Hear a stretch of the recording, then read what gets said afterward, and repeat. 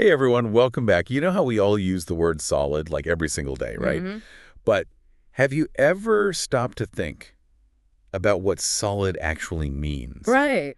Well, today we're taking a deep dive into the surprising science behind solidity. And trust me, it's going to make you look at the world around you a little differently. Yeah, it's one of those things we totally take for granted. We knock on wood, we feel the smooth surface of metal, and we just assume it's solid. But the reality is a lot more fascinating and a lot weirder than we might think.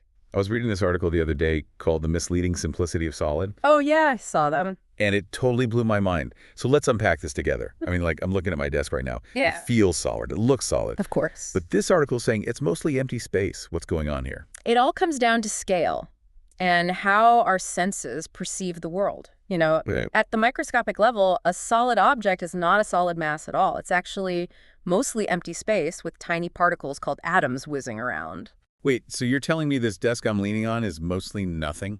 Pretty much, yeah. Think of it like a giant stadium with a few people scattered around. Those people are like the atoms, and the stadium is the solid object. There's a whole lot of empty space in between. That's kind of terrifying, but also amazing. But hold on, if it's mostly empty space, why don't my hands just pass right through it? That's where things get really interesting. Even though atoms are incredibly small and far apart, they're constantly interacting with each other through electromagnetic forces. Electromagnetic forces? Exactly. It's like imagine these tiny invisible springs connecting all the atoms. They're pushing and pulling on each other, creating a sort of structured dance that keeps everything together. So it's not that the atoms themselves are hard, it's these forces between them that give the illusion of solidity. You got it. Those forces create resistance, and when we touch an object, we feel that resistance, and our brain interprets it as solidity. So basically our brains are taking a shortcut.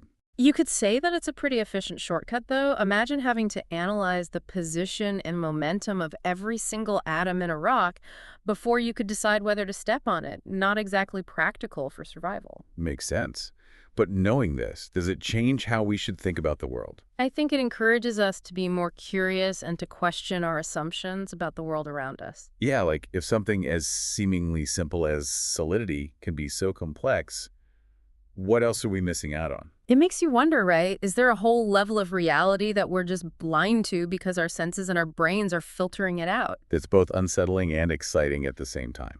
It definitely is, but think about the possibilities it opens up. If we can understand the forces at play at the atomic level, we can potentially manipulate them, create new materials with incredible properties. That's like hacking reality's code. Exactly, and who knows what we'll be able to achieve in the future. Wow, this deep dive has definitely shifted my perspective.